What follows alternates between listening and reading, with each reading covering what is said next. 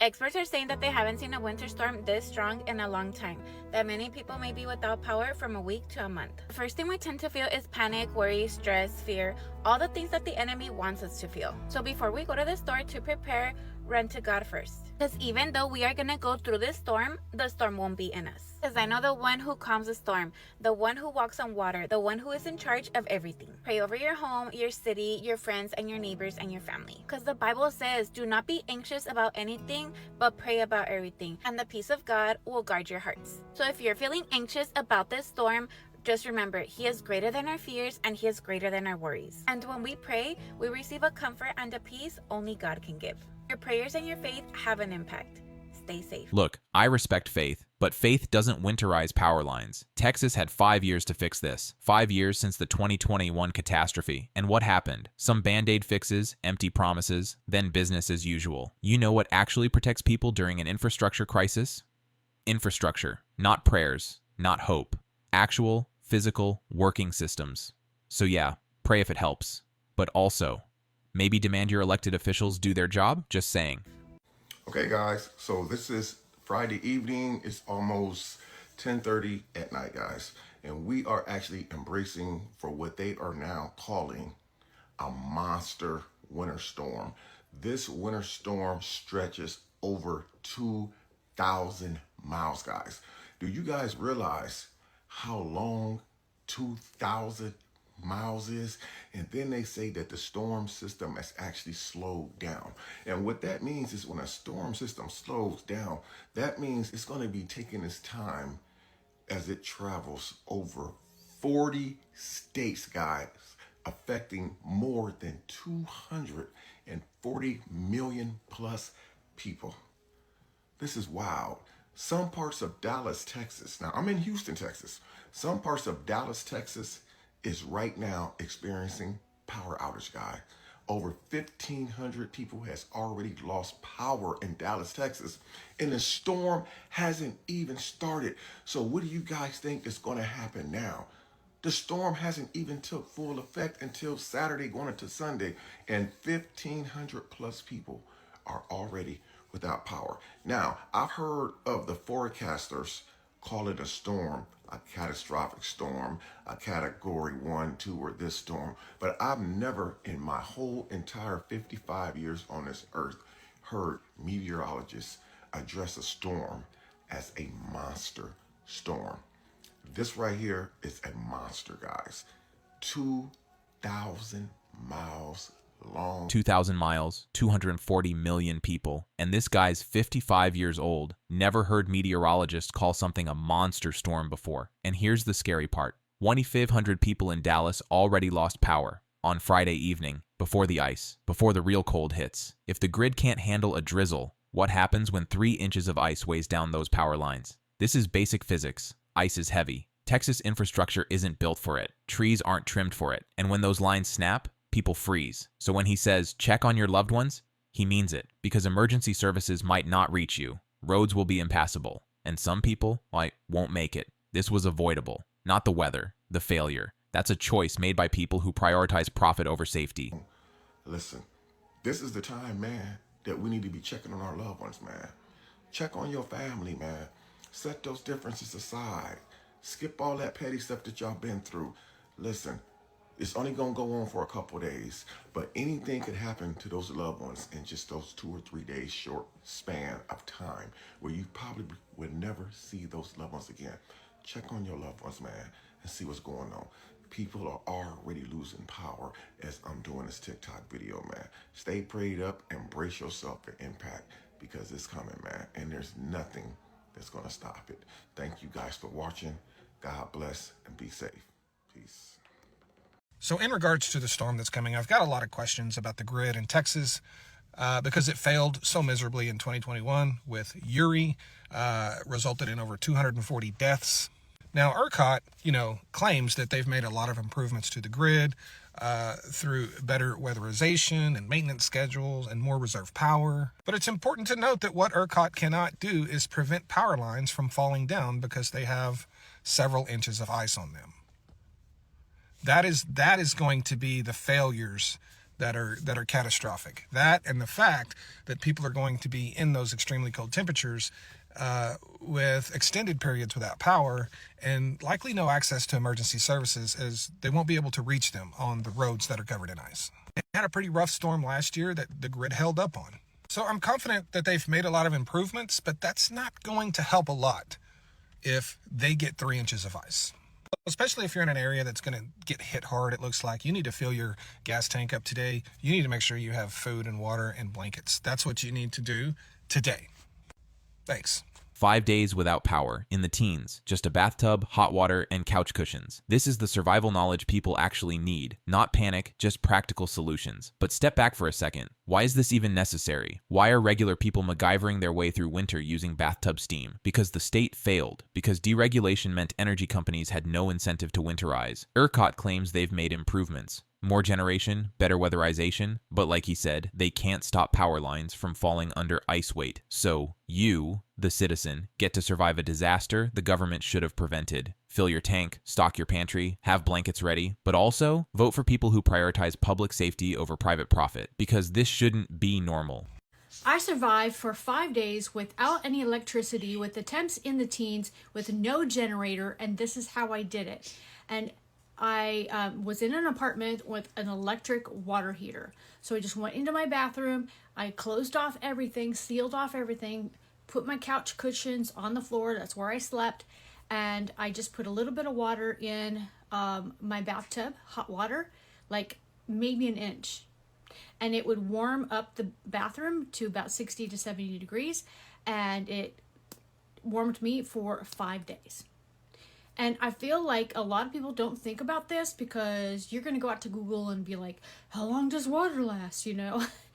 And Google's not going to have all of these isms in there, like you're not using the water for anything else.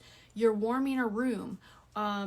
You're throughout the day putting a little bit more water, at night a little bit more water in there, which keeps the water flowing through the pipes. It keeps your pipes warm, right? So nothing is cooling down at that point. Your water heater typically is insulated, right? You can also put a blanket around it to keep it nice and warm. So it's going to stay warm, and it can warm you and keep you alive. So anyway, I just thought that I would post this. If you have questions about it, let me know. But the reality is so many people out there freak out because they don't have a generator, they don't know what to do. That's what you do. That's what you do. Now, this time I got a couple of other things. That's my plan. I got a couple of other electric generator things, chargers for my phone, and for electric blanket on low. And that's it. And like Coleman stove, you know, those types of things. That's all you need. For everybody that was talking shit about people from Texas overreacting because of the storm, the winter storm, it's 5:23 and it's like just been drizzling all day, you know, a little bit rain. But a lot of people already lost power. Yep. My nephew was at the grocery store and the grocery store lost power.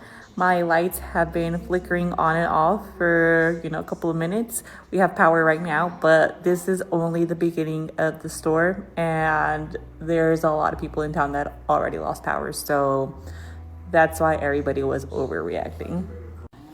Keep in mind, today, Friday, is supposed to be like the beginning of the storm, and it's only supposed to get worse from here on until like Sunday. And it was supposed to end Sunday morning, and now my weather app, and I'm seeing posts talking about, you know, it might run into Monday. So yeah, we'll see how it goes. Wait, no ice yet, just cold rain, and 3,000 people already lost power? His exact words, inexplicable. You know what that means? The grid's failing before the storm hits, not from weather, just from normal cold weather demand. And if it's collapsing now, what happens tomorrow when temps hit the teens, when everyone's heater's maxed out, when ice actually forms? This is 2021 again, except there's no excuse this time. They had 5 years. So when politicians show up next week talking about unforeseen circumstances, don't believe it. This was foreseen, predictable, preventable. They just didn't care enough. Breaking news. Tonight there is as the storm is converging on Midland, Texas, and the entire state of Texas. It's not started to freeze here yet. There's no ice, but it is cold and raining. And the news just reported that there are 3,000 power outages that just occurred in Midland, Texas, and the number is growing. And it's not because of ice and power lines, because there is no ice right now. And I'm concerned that there is yet another power grid failure in Texas. The power outages are at this point inexplicable. I'll report as needed. We live in Texas, and we're probably going to lose power this weekend because of the snowstorms, and the grocery stores are a disaster. There's no milk, there's no bread, there's no essential items, but what we do have is a really good chocolate chip cookie recipe, and we got the ingredients for it. So we are going to use these as currency to trade and to barter with our neighbors for resources, and that's how we're going to survive. Severe weather is about to hit Texas, and the big question is, will the grid be able to keep up this time? I'm Arushi, a mechanical engineer here in Texas working in power infrastructure. So this is something my industry talks about all the time. After the mass outages during the 2021 winter storm, there was a huge push to make the grid more reliable and better prepared for extreme weather. That meant more power generation being added, more battery storage connected to the grid, and stricter weatherization for equipment and facilities. Engineers now have to design to handle more extreme temperatures than just normal Texas weather. Power outages can of course still happen, especially with severe storm and ice, but the grid is more resilient than it was a few years ago, and ERCOT expects to have enough demand to meet the capacity required. So please stay prepared and stay warm, and follow along if you want more real-world insights from someone working in it. Finally, an actual engineer breaking it down. She's right. The grid is better than 2021. More generation capacity, battery storage, stricter weatherization. But better than catastrophically bad isn't exactly reassuring, you know. And she admits outages can still happen with severe ice. Plus, ERCOT claimed they had enough capacity in 2021 too, right before everything collapsed. Here's my concern. All these improvements focus on generation, making more power. But what about distribution? Those power lines still get coated in ice. Transformers still fail. You can generate all the electricity you want, but if you can't get it to homes, doesn't matter. So yeah, stay prepared, have backups, because improved doesn't mean fixed. We're all on edge in Texas. We are all terrified of this Arctic blast that's about to happen, and the temperatures are falling, but I want to give you an update on what's happening here in Houston, and it's maybe looking a little bit better than what we thought, which is good. Right now, the temperatures have been steadily falling all day long. It is about 40-some degrees out right now. It's 42 degrees, and there was some light mist falling. So we are well above freezing. However, temperatures are going to continue to drop here in the Houston area overnight, especially north of us. Temperatures are going to fall even faster, and we're expecting it to freeze by 7 a.m. tomorrow morning. The good part is the rain may stop before it gets to freezing, and that is huge. This morning, my fiance and I had to spend all day at our Catholic marriage classes, and we had to get there at 8:30 in the morning, and we weren't done until 5. When we were going, temperatures felt not too bad, relatively comfortable, and we walked outside to go home at 5 p.m. and it was so cold. So I was like, oh my gosh, it's coming. But life was normal here today. We went out to dinner after, we ran some errands, and it's just like a cold, kind of misty day. There's no freeze in sight, but that's gonna be a different story when we wake up tomorrow. So I'm a little bit worried about driving into the news station come about 1 o'clock tomorrow when I have to be in. So I am just hoping and praying that the rain stops and then it freezes. But our meteorologists on Fox 26 Houston, they are really the ones to hone in on and follow fox26houston.com or the Fox local app for all of your updates. I still would just stay in because any patch of wetness on the ground will freeze to ice, and that could make your car slide. Or if you walk outside and you're not thinking, you could slip and fall. Black ice is a real thing. So it's still kind of a concern. It's still an unsure thing. I think that the biggest thing will be the timing of when that rain stops and then when the freeze starts, when it hits 32 degrees. So crossing our fingers for the best results. Stay safe. Put your heaters on tonight though, because you don't want to wake up in a really freezing house come Sunday morning. Schools are already canceled for Monday in the area. We have a whole list of those on fox26houston.com. So I'm going to try to just get some sleep. I'm crossing my fingers that my gym is still open tomorrow morning so I can get a workout in, and I am praying that I can make it to work safely. Have a great night, everyone.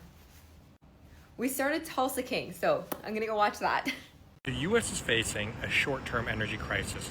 Let me explain. First off, I'm a journalist who's been covering the gas market for over a decade. I'm based in Singapore, but I look at the U.S. gas market very closely. This weekend, the U.S. is going to have a historic storm that will cover more than half the country, affect more than 170 million people, and bring snow and ice to a swath of states. The worrying part is down here in the south, where the U.S. produces most of its oil and gas. When freezing temperatures hit this part of the country, that affects production of gas, and gas is very important. It's used for heating in the winter, also for power generation for most of the U.S. grid. These southern states that produce oil and gas, they're not designed for this type of cold. They're not designed for the freezing. They're not weatherized.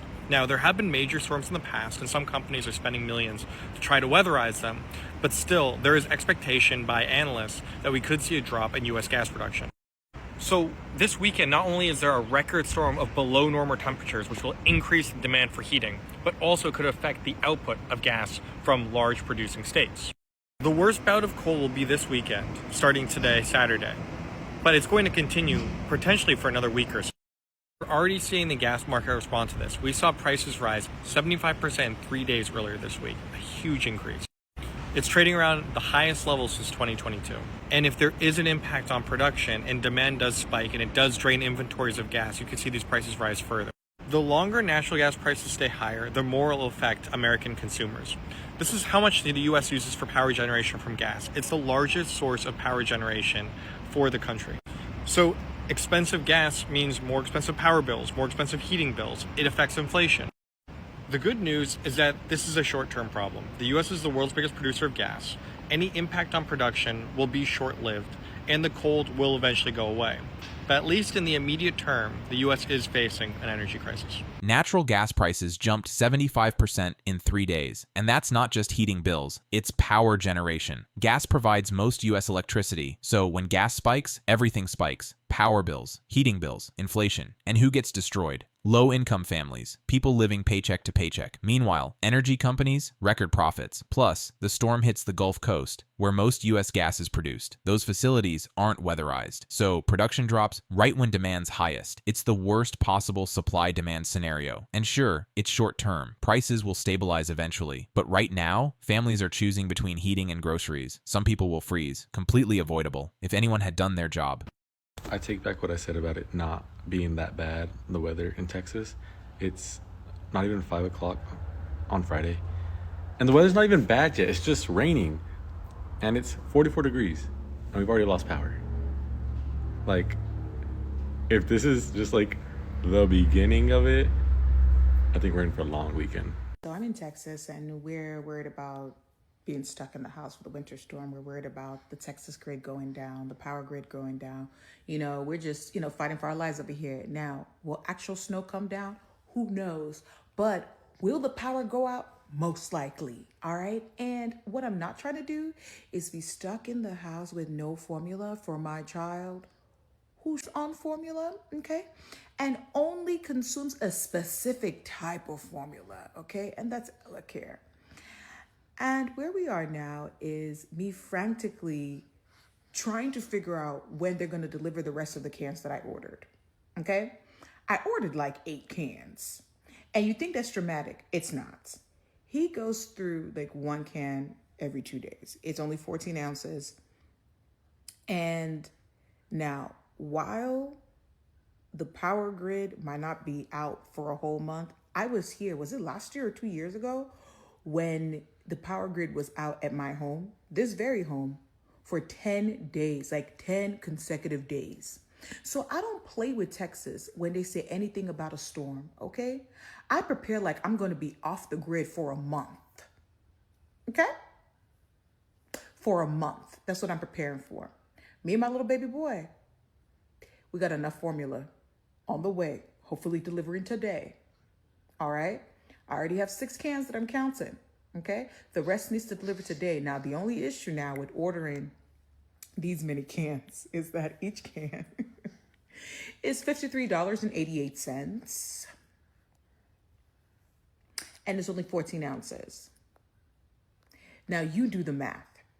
Preparing for this winter storm has not been a cheap venture, okay? All right. But you all stay safe out there. Make sure you have your water, your non-perishables, all the things. And let's hope that the power stays on. Yeah, the end. $53 per can. Baby formula. 1 can every 2 days. That's over $750 a month, just for formula. And she's stocking up for a potential month without power because last time, she was out for 10 days. Disaster preparedness is expensive, and it hits hardest on people who can't afford it. Wealthy folks, generator, stocked pantry, maybe a second home, working class, scraping money for baby formula, hoping the fridge doesn't die. So when people mock Texans for overreacting, check yourself. For some families, this isn't overreacting. This is survival. The state should have prevented this, but it didn't. So people do what they gotta do. It's Friday, 5:30. The storm is supposed to hit tomorrow, and we've already lost electricity. So we are heading over to my parents' house because they have a wood stove. I was planning on cooking and baking, but it is supposed to turn back on at 7. We shall see. No. Just get me some garlic powder. Yummy, yummy, yummy. You gotta have 16 rolls of toilet paper. Still no electricity. It's 6:40 and electricity is supposed to come on at 7. We'll see if it does. Everybody's eating stew because we have a gas stove. The little ones are all eating. No rain, there's no snow, there's no sleet. So everybody is saying it's maintenance. But why would you do maintenance the night before a bad storm when you know people are trying to cook and charge all their things up and get ready? At dinner time, mind you. Why couldn't they do it at midnight or something? I don't know. The night before. That's just my thoughts. Maintenance the night before a catastrophic storm at dinner time? Either this is the worst planning ever or something else is happening. Why not do it at midnight when demand's low? Why not a week ago? And it's happening in multiple cities at once. Dallas, Houston, everywhere. This doesn't smell like maintenance. This smells like the grid already struggling. If they can't handle Friday evening when it's just cold, how do they handle Saturday when it's 15 degrees and everyone's heater's maxed out? They don't. So charge everything now. Fill your tub. Get supplies ready because this might just be the beginning. He's got lathered. Got all my shampoo already though. Texas winter storm pro tip. If you're trying to fill your tub with water, fill a plastic bag halfway, tie it off, put it on your drain, and it clogs it so you can fill the tub. Another tip I have is if you don't want to use it all the time, just use it for things like this. But get yourself a water purifier for your tap. I've been able to have so much water that I've been able to store in my fridge just from this. And so if the power at some point comes back on after being off for a long time, I can still refill my water even if I don't have any bottled water left. Another tip, you do not have to just buy cans. There are so many things that you can eat that are not just cans. Almost this entire pantry can be eaten without having to be in a fridge. I have all of this food. These are the only cans that I have. I have everything else that I can also eat. Buying protein drinks that don't have to be refrigerated is a great way to get nutrients without having to only eat cold soup. Another pro tip while my bathroom's filling up, get yourself some emergency blankets. They are cheap. I got this 4-pack. They can keep you warm. This is supposed to keep you 90% warm. You can cut a hole in it and then put layers over it. And this one's huge. I literally created a cat house with an emergency blanket, and I still have 3 left for myself. You do not have to have a generator to survive. You just have to be smart, and you have to use your resources that are provided for you. I only had about $100 to spend on all my prepping, and I can say that I feel very secure in case my power goes out for me and my cats because I looked and saw what was essential, not what everybody goes and just crazy buys. Why are people buying milk and frozen food whenever the power might go out? What if the milk goes bad? Buy things like protein bars. Buy things that will help you in case the power goes out. Everybody's going and getting bottled water like I showed you. Get a tap for your regular water. Fill up as many things as you can with filtered water. If the power turns on, refill them. There are ways that you can survive this without having to go crazy buy 2 days before it happens. We don't know what's going to happen. but we just have to know that we're prepared and be there for each other. Good luck, everybody. This right here, emergency blankets, cheap, water purifier, smart, protein bars instead of milk that'll spoil, common sense. She spent $100 total and feels secure. No generator needed, just smart planning. But here's the real point. People shouldn't have to become survival experts just to get through winter. This shouldn't be necessary. Yet here we are. So yeah, get those supplies, be smart, and like she said, be there for each other. Because the government might fail, the power company might fail, but your community, that's what gets you through. So where does this leave us? A state that's still not ready, a grid that's still vulnerable, millions hoping their lights stay on. Words don't keep you warm, infrastructure does. So here's what you do. Have a plan, have supplies, don't rely on government, hold leaders accountable, vote for infrastructure over ideology, take care of each other, check on neighbors, be the safety net, because at the end of the day, we're all we've got. Stay safe, stay warm, drop a comment. Did Texas fix the grid? Share your 2021 survival tips. Hit like, share with anyone in the storm's path, and subscribe, because unfortunately, this won't be the last time. Stay prepared, y'all.